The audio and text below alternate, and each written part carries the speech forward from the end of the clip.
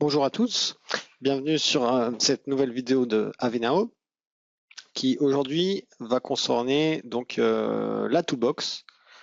On va un petit peu décortiquer dans le détail son fonctionnement, quelles sont les bonnes pratiques et c'est à éviter et également les nouveautés qu'apporte la version 2017.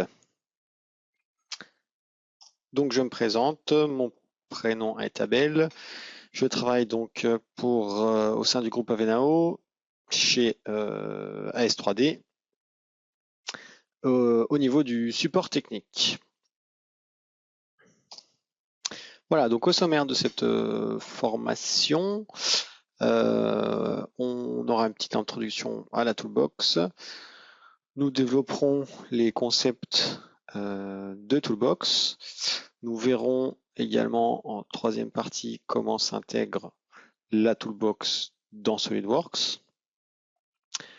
Dans une quatrième partie, nous verrons quelles sont les bonnes et les mauvaises pratiques à adopter avec la toolbox. Et enfin, en cinquième partie, les nouveautés qu'apporte la toolbox de 2017 et la traditionnelle slide des questions.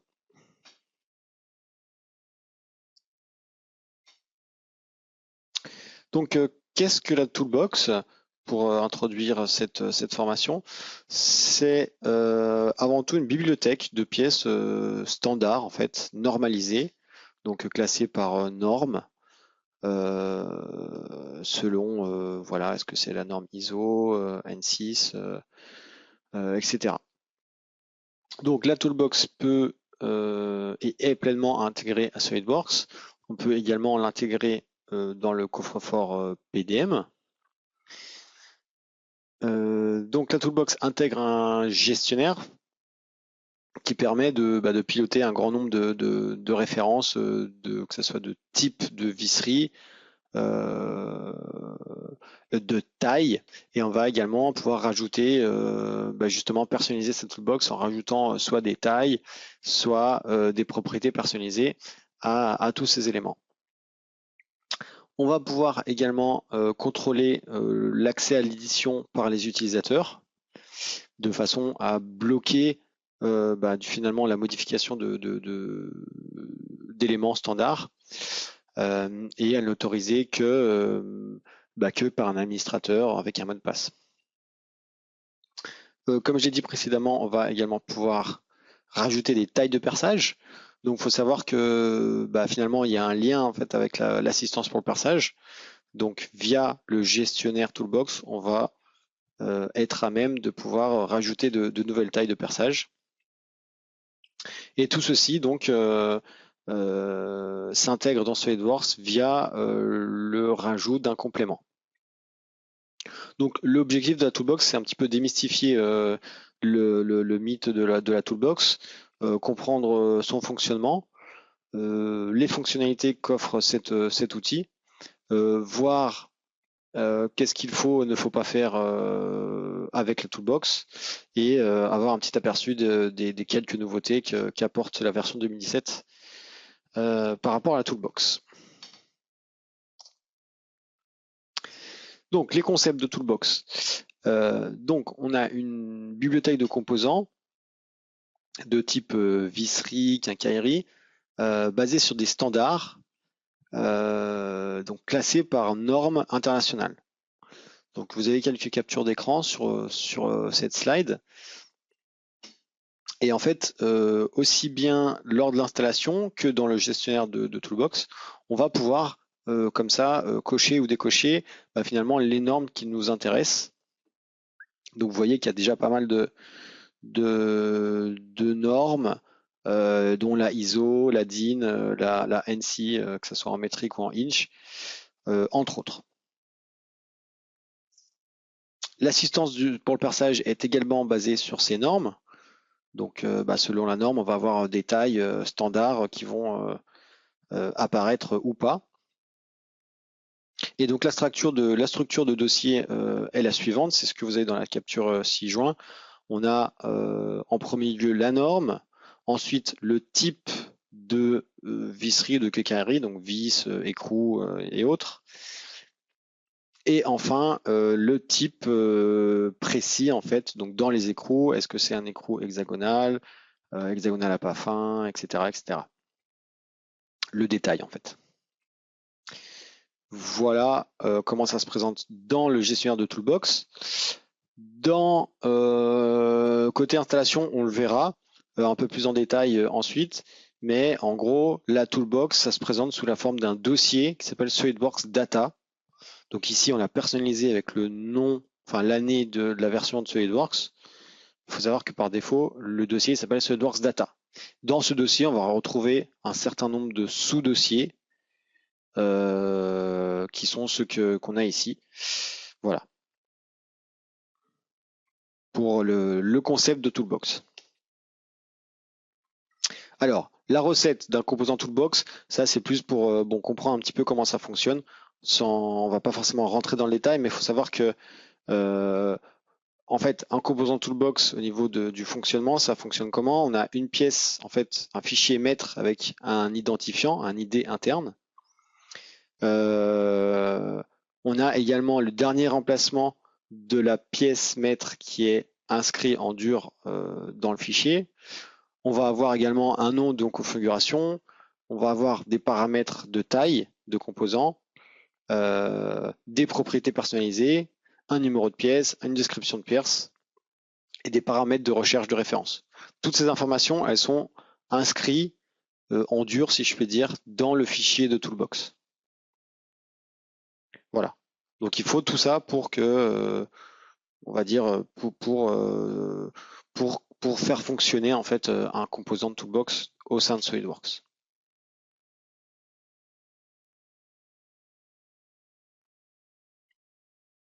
Alors, comment se passe l'intégration de SolidWorks? Donc, la Toolbox, à savoir que la Toolbox n'est pas présente sur les versions standards. Par contre, on va bien avoir quand même une rubrique qui est celle-ci, option d'assistance pour le perçage Toolbox, parce que c'est quand même via ce composant-là que vient s'installer l'assistance pour le perçage. Donc dans tous les cas, quelle que soit la version de SolidWorks, on aura toujours un dossier SolidWorks Data qui par défaut vient s'installer à la racine du disque dur C. Ce qu'on aura en revanche pas forcément, c'est ici dans les composants d'installation, si vous voulez, le détail en fait de la visserie. Alors, donc pour revenir à la slide, lors de l'installation, on va pouvoir avoir le choix en fait de décider quelle norme je veux installer, de façon à pouvoir en disposer par la suite. Donc dès l'installation, en fait, on peut choisir de ne pas installer un certain nombre de normes dont on sait que on n'aura pas besoin de le faire, sachant que par la suite, on aura toujours le loisir de pouvoir faire une modification d'installation et recocher ces éléments-là à partir du moment où on disposera des sources d'installation, donc en général un DVD. Donc ça, c'est la première chose, la sélection des normes dont on veut pouvoir disposer. Et la deuxième chose, c'est dans le résumé des produits installés, l'emplacement dans lequel va venir s'installer ce fameux dossier SolidWorks Data qui correspond à la Toolbox. Par défaut, c'est à la racine du disque dur C. Voilà, on peut choisir de modifier ce chemin et de le personnaliser. Dans mon cas, étant donné que j'ai plusieurs versions de SolidWorks installées sur mon poste, je préconise de mettre le nom de la version en fait de SolidWorks à côté du nom pour bien identifier la version de chaque toolbox. Faute de quoi, on court le risque en fait de se retrouver avec des dossiers SolidWorks Data, puis un autre SolidWorks Data entre parenthèses 1, puis un autre SolidWorks Data entre parenthèses 2. On peut retrouver ça en fait, au cours des années, on fait des mises à jour de SolidWorks et du coup, par défaut, SolidWorks va. Alors en fait, il nous pose la question lors d'une mise à jour, est-ce qu'on veut créer une nouvelle toolbox ou mettre à jour la toolbox existante? Donc pour peu qu'on lui dise qu'on veut créer une nouvelle toolbox, ben forcément il va rajouter un nouveau dossier SolidWorks Data et incrémenter le chiffre entre parenthèses selon les versions qui sont déjà présentes. Voilà pour l'intégration. Alors toujours dans l'intégration, là c'était côté installation, côté utilisation, la toolbox se présente sous la forme d'un complément.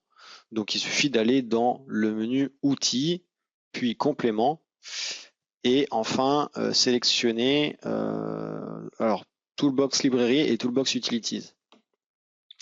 Donc à savoir que la toolbox en elle-même, la visserie, etc., en fait c'est uniquement l'élément qui s'appelle SolidWorks Toolbox Library, donc bibliothèque en fait, et qui porte d'ailleurs le symbole de petite vis.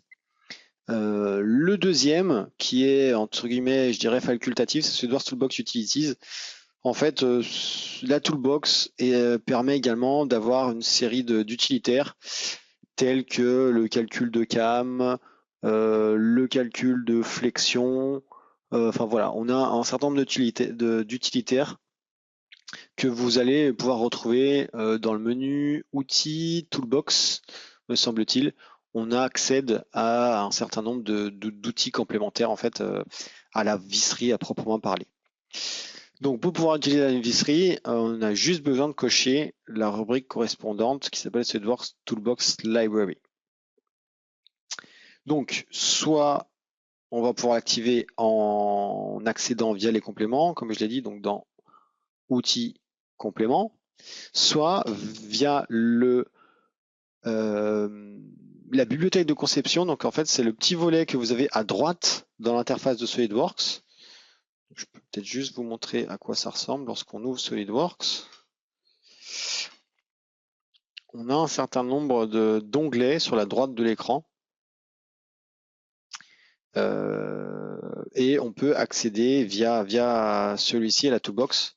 Et donc c'est bien pratique parce que du coup on va avoir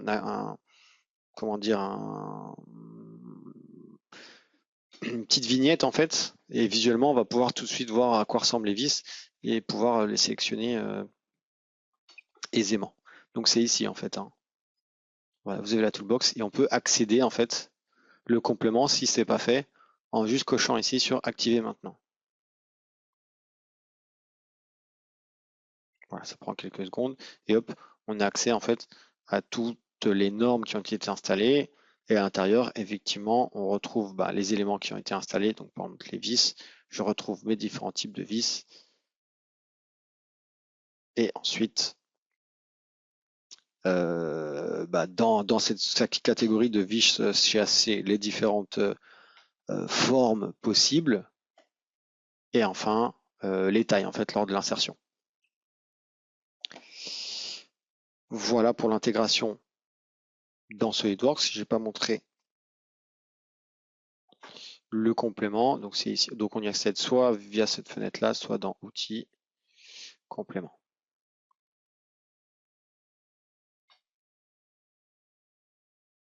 Voilà, donc ici ça correspond à cette ligne. Voilà. Ensuite,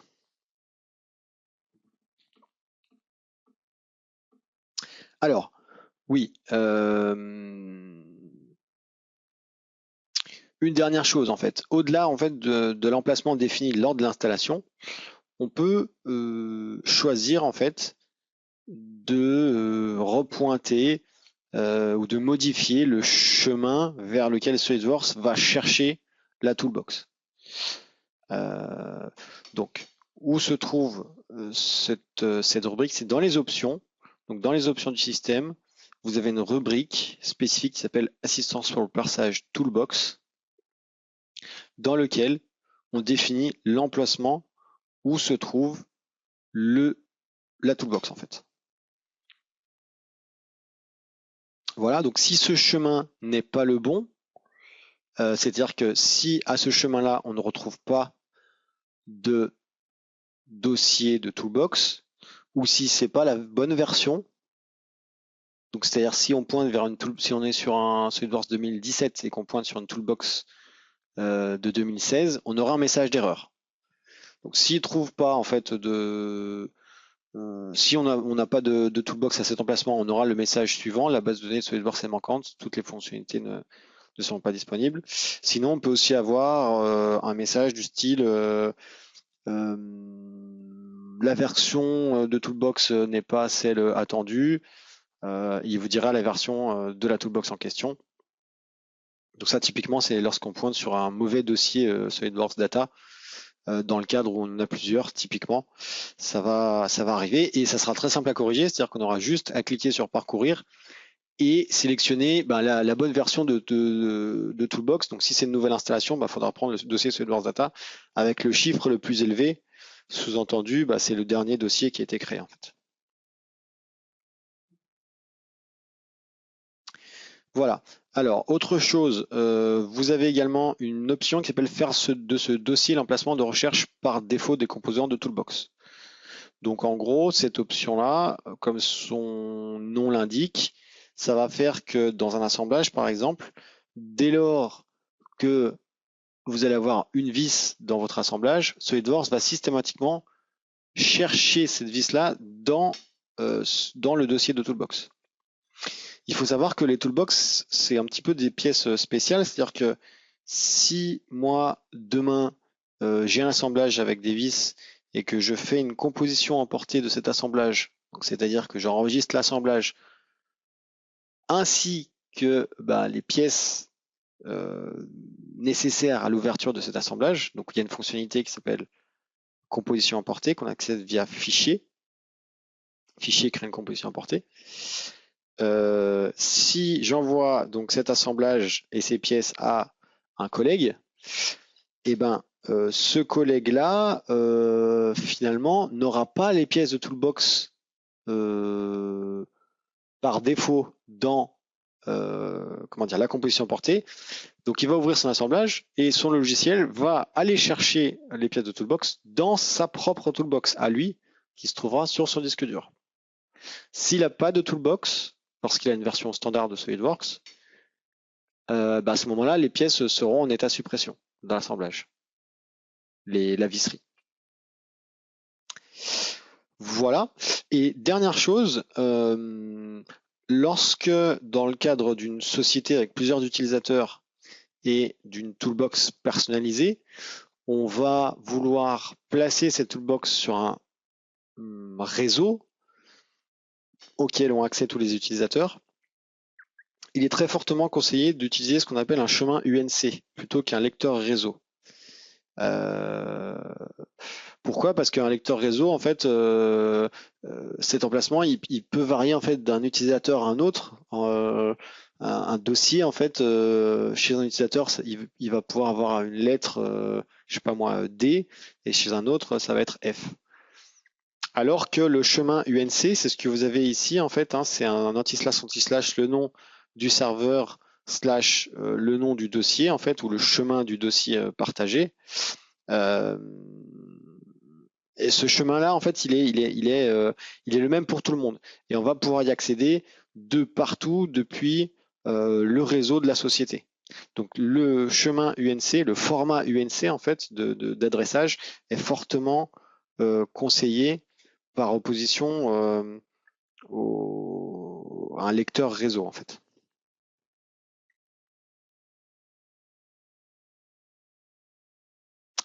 Voilà, donc on peut juste montrer à quoi ressemble la rubrique en question. Donc c'est dans les options, à la rubrique assistance pour le perçage Toolbox.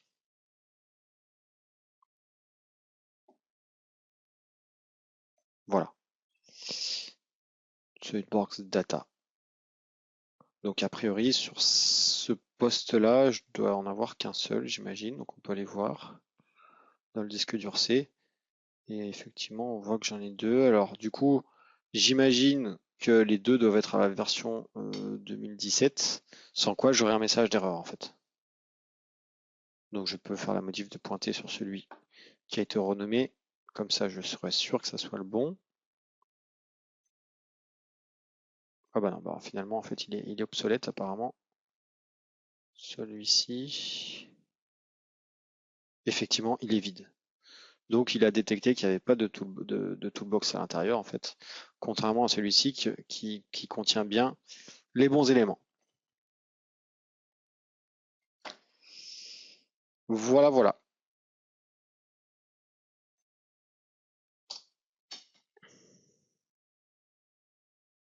Ensuite, on va pouvoir configurer la toolbox pour, si je puis dire, mettre un petit peu les mains dedans. Donc, on va y accéder soit via le bouton configurer qui se trouve dans les options, soit le menu outils toolbox configurer, soit encore directement depuis le panneau de la bibliothèque de conception en faisant clic droit sur une pièce configurée. Tout ça, ça va lancer le même utilitaire et je pourrais même rajouter un troisième emplacement qui est dans le bouton démarrer, tous les programmes, outils SolidWorks et paramètres toolbox.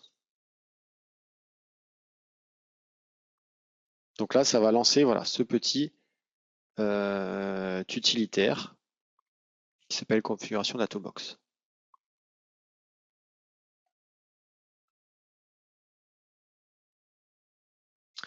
Donc, comment ça se présente? Bah, c'est ce qu'on vient de voir. Là, on a la petite fenêtre et on va aller dans la rubrique qui nous intéresse. Donc, soit assistance pour le perçage. Donc, c'est ici qu'on va pouvoir rajouter des tailles de perçage. Soit personnaliser votre matériel. Ici, on va accéder à la visserie à proprement parler. Ensuite, on va pouvoir définir des paramètres utilisateurs, des autorisations et configurer ce qu'on appelle les Smart Fasteners. Qu'est-ce que c'est les Smart Fasteners? C'est le fait de pouvoir rajouter automatiquement des vis à des perçages qui ont été faits avec l'assistance pour le perçage. Donc je fais ma conception, je mets des perçages taraudés pour vis M5 et à la fin de ma conception, je rajoute en fait, je lance le Smart Fastener, ce qui va automatiquement et en quelques secondes rajouter les vis à la bonne taille dans tout le bon type de vis dans le bon type de trou à la bonne taille. Voilà.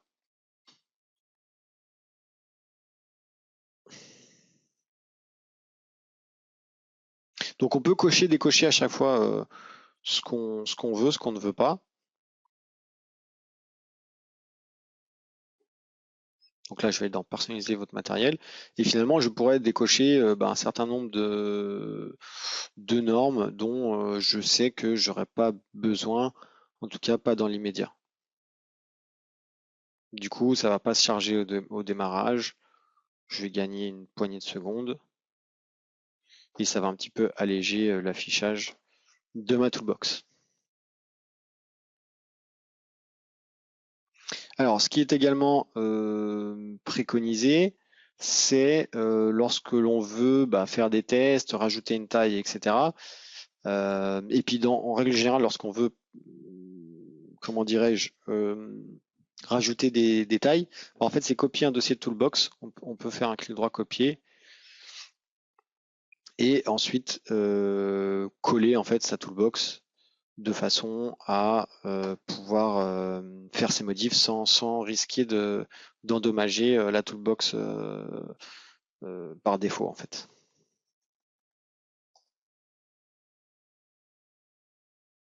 Voilà, là je viens coller ma norme ISO.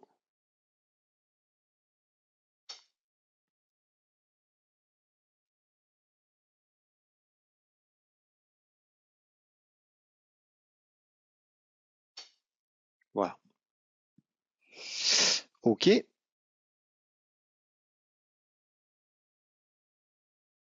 Donc la personnalisation, c'est ce qu'on vient de voir. On peut cocher, décocher des éléments. Ensuite, dans les paramètres utilisateurs, alors on a un certain nombre d'options en fait. Notamment le fait de comment vont venir se créer en fait les tailles en fait. Voilà, le statut de lecture seul, les options d'affichage. Voilà. Donc, si on veut venir le personnaliser, ça sera par ici. Ensuite, on a une autre rubrique autorisation où en fait on va pouvoir bloquer finalement l'édition en fait, de la toolbox par les utilisateurs. Donc par défaut, ce n'est pas activé. On peut l'activer. À ce moment-là, il nous sera demandé d'introduire un mot de passe qui sera nécessaire à l'édition de la toolbox. Et en cas d'oubli du mot de passe, en fait, on a un utilitaire au support technique qui nous permet de réinitialiser ce mot de passe. Donc, il faudra passer un coup de fil à votre revendeur de façon à ce qu'il puisse vous réinitialiser votre mot de passe.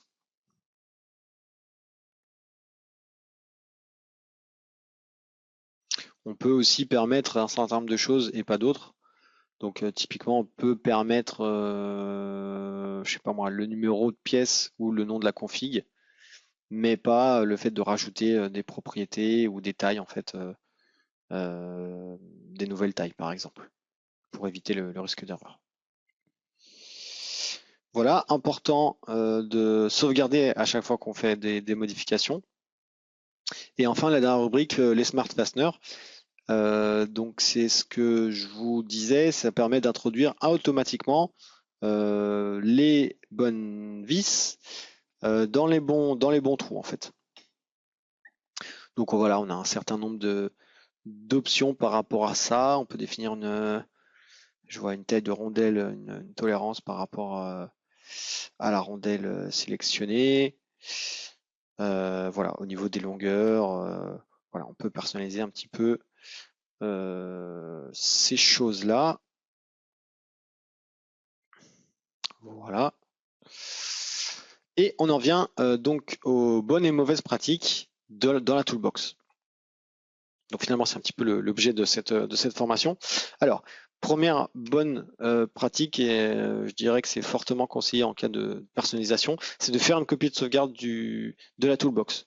Donc c'est très simple, il suffit de faire un copier-coller du dossier qui s'appelle SolidWorks Data.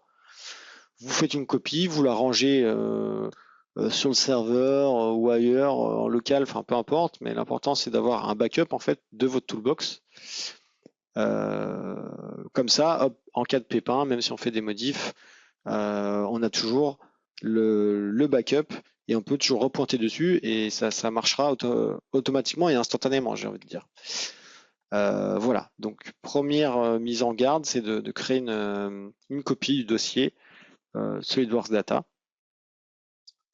Ensuite, deuxième bonne pratique, c'est de systématiquement utiliser le configurateur Toolbox, donc ce qu'on vient de voir, pour faire des modifications. Plutôt que d'essayer d'aller bidouiller en fait le fichier de la base Access pour créer des nouvelles tailles ou rajouter un nom de configuration ou autre, on risque de créer des instabilités. Voilà, on va utiliser l'utilitaire qui est fait pour. Troisième chose, c'est utiliser le chemin UNC si le dossier Toolbox se trouve sur un emplacement partagé. Et enfin, il est conseillé également d'utiliser une liste lors de la création de propriétés personnalisées.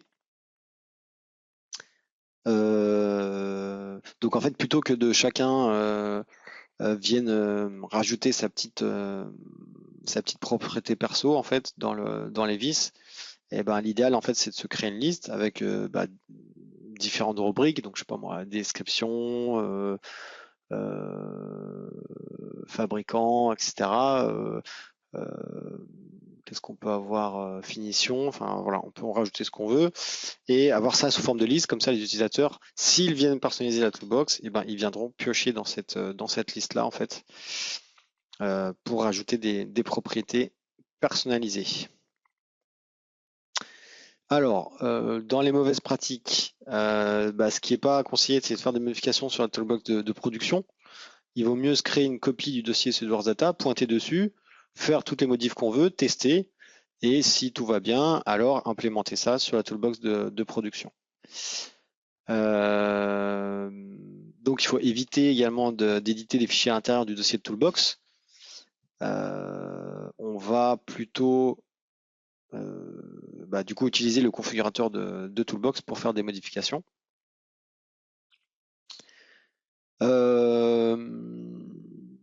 Ouais, on va également éviter de basculer entre les modes configuration et pièces au niveau de la configuration utilisateur de Toolbox. Donc ça peut créer des instabilités. Donc il faut bien définir en amont en fait. Ça c'était dans les options de la Toolbox. Il faut bien définir en amont sur quel mode on part. Et il vaut mieux éviter de basculer entre les deux modes en fait. Donc c'est par rapport à cette option là en fait. Hein. Voilà. Donc il vaut mieux choisir le critère une bonne fois pour toutes.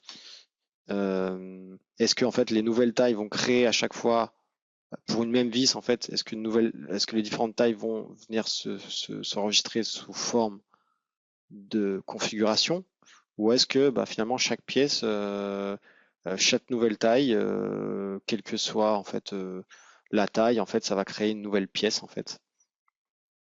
Voilà. Donc ce critère-là, il est important de le définir. J'aurais tendance à dire de le laisser par défaut, qui est sur créer des configurations.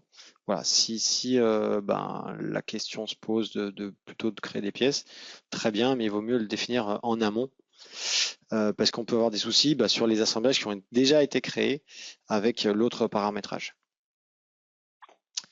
Voilà. Éviter de renommer les noms de fichiers de pièces maîtres dans la toolbox. Donc ça c'est pareil, lorsqu'on fait ça, c'est que on va personnaliser les noms en fait dans le dossier Toolbox Data. Alors pourquoi ça risque de poser souci? Parce que si en fait vous envoyez en fait vos pièces, enfin vos assemblages à des personnes tiers, du coup ces personnes, les SolidWorks de ces personnes-là ne retrouvera pas la bonne vis en fait dans la toolbox locale en fait. Voilà. Et c'est éviter aussi si vous avez des groupes d'utilisateurs qui ont leur propre toolbox, alors que vous utilisez une toolbox qui est sur le réseau, même problème. Vous allez pointer vers un chemin, du moins SolidWorks va chercher un nom de pièce qui n'existera pas en fait sur les toolbox locales, et du coup ça va pas trouver la vis quoi.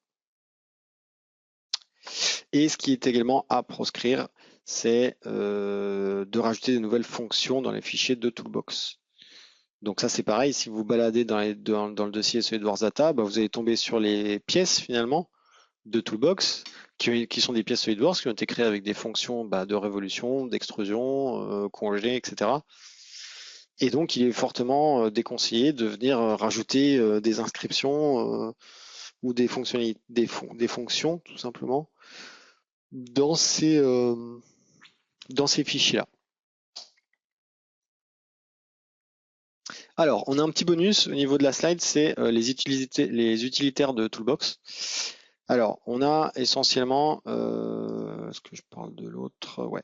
On a en fait ce qu'on appelle Data Utilities. Alors, j'ai plus le nom exact en anglais. Si, c'est ça. setDocProp.exe.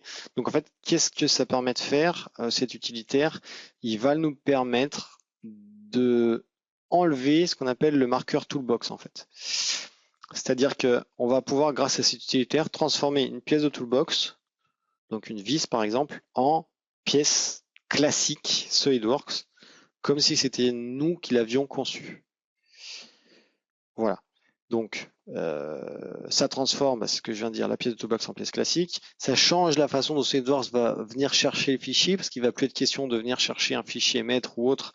Il va directement aller chercher le nom de la pièce à l'emplacement où elle est référencée.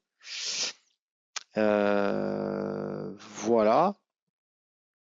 Et par contre, effectivement, si la pièce initiale elle était incluse dans un assemblage, il faudra remplacer la pièce initiale par la nouvelle copie qui n'a plus le marqueur toolbox.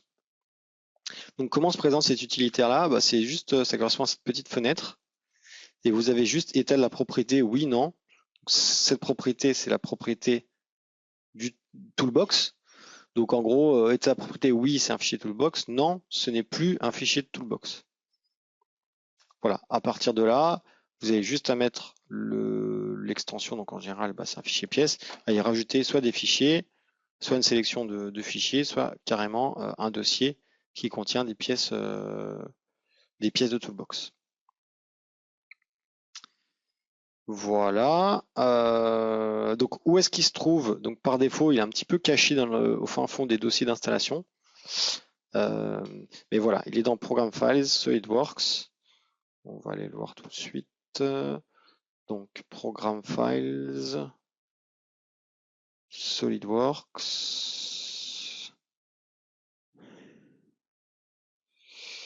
Alors je sais pas si c'est celui-là, SolidWorks. Ici on doit avoir Toolbox, Data Utilities, et on le retrouve ici, SLD 7 DocProp. Voilà comment ça se présente. Voilà, on va tout de suite montrer un petit exemple. Voilà, donc c'est sur SolidWorks 2016, mais c'est absolument la même chose sur 2017. Donc on va aller chercher une vis directement de la toolbox. Donc on l'ouvre directement. Donc là, on voit bien, on retrouve en fait les fonctions de la vis. On enregistre cette vis, on fait enregistrer sous. On va l'enregistrer en dehors de la toolbox.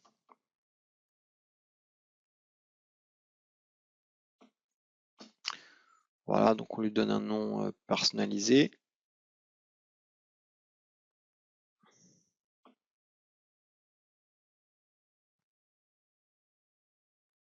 On va mettre ça dans un dossier dans le C.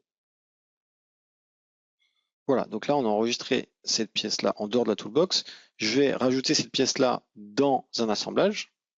Et malgré le fait qu'elle soit en dehors de la toolbox, bah finalement SolidWorks la reconnaît bien en tant que pièce de toolbox. On a l'icône dans l'arbre là de vis. Voilà, donc là maintenant ce qu'on va faire, c'est qu'on va utiliser l'utilitaire en question et on va venir enlever le marqueur toolbox sur la copie de la vis que j'ai enregistrée là, voilà, dans le dossier temp. Voilà. Donc là, je mets le marqueur sur non.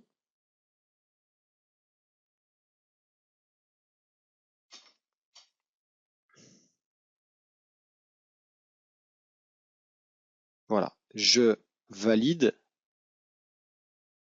Donc là, qu'est-ce qu'il me dit? Voilà, ça confirme en fait le fait que j'ai plus le marqueur toolbox sur cette pièce-là. Et on va refaire le test.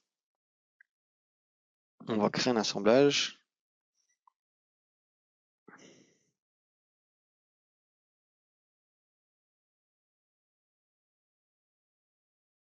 Et on va rajouter ma petite pièce qui est dans ces temp. Voilà, custom bolt. Hop.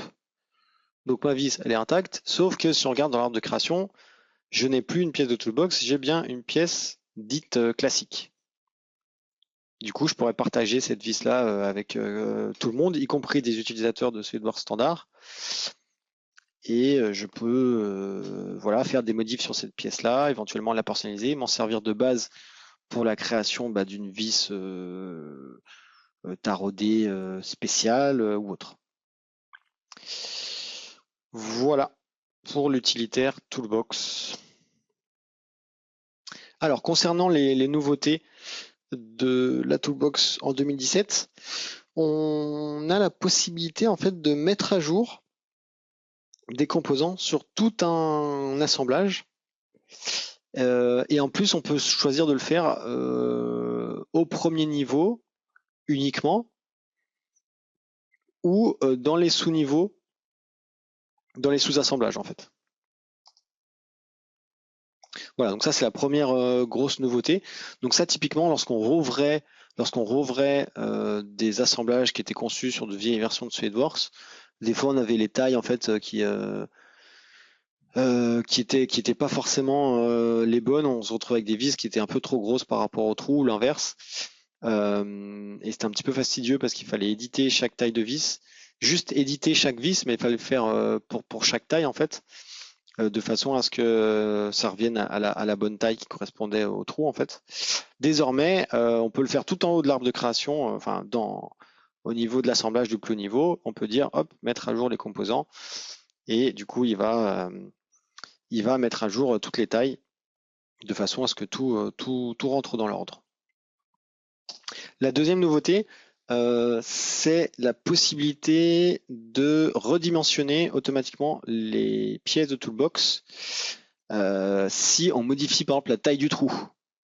Donc, par défaut, c'est pas activé, mais il faut savoir que lorsqu'on insère le composant de Toolbox, voilà, c'est la petite image que vous avez ici, vous avez tout en bas une case qui nous dit redimensionner automatiquement par rapport à la géométrie. Donc ça veut bien dire que si je coche la case et que je modifie la taille de mon trou, et ben du coup, hop, automatiquement, le SolidWorks va changer la taille de ma vis de façon à ce qu'elle concorde avec mon trou. Voilà, et la troisième nouveauté, c'est la possibilité de purger les données inactives de configuration. Donc ça, c'est dans la toolbox. Et ça, grosso modo, ça va nous permettre d'alléger un petit peu le poids en fait des éléments de toolbox pour augmenter les performances du logiciel. Voilà, voilà. Alors, pareil, on a une petite vidéo pour voir comment ça se présente. Donc, grosso modo, j'ai un assemblage dans lequel j'ai une vis et dans lequel j'ai un sous-assemblage avec une autre vis d'une autre taille. J'ai du M10 et du M20. Donc, ce qu'on va faire, c'est personnaliser. Donc là, je lance mon configurateur du Toolbox. Je vais venir sélectionner mes vis. Donc, vous voyez que c'est une vis personnalisée. On a créé une copie, en fait. Et en fait, ce qu'on va venir faire, c'est juste personnaliser, en fait, la taille de la tête de vis. Donc, on peut venir modifier les valeurs ici. Donc, en gros, on agrandit la taille pour chacune des deux vis, que ce soit le M10 ou le M20. On vient également rajouter le part number, en fait. On vient mettre une valeur ici. Et on rajoute également une description.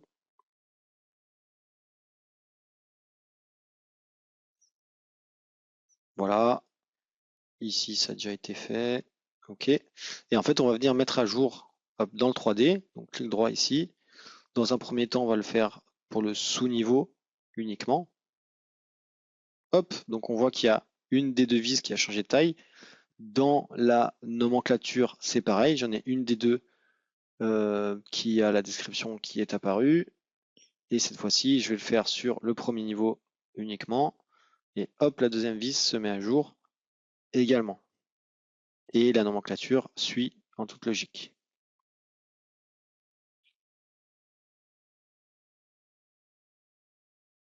Voilà, donc ça c'est bien pratique, notamment pour ce genre de manip, lorsqu'on vient éditer, personnaliser des détails ou des descriptions, des noms de config ou autres, ou pour les utilisateurs qui ouvrent d'anciennes affaires qui ont été conçues avec d'anciennes toolbox. Voilà, je pense qu'on est arrivé au terme de cette présentation. Est-ce qu'il y a des questions? Eh bien, quant à moi, je vous remercie de m'avoir suivi et je vous souhaite une bonne fin de journée et à bientôt sur le guide 3D.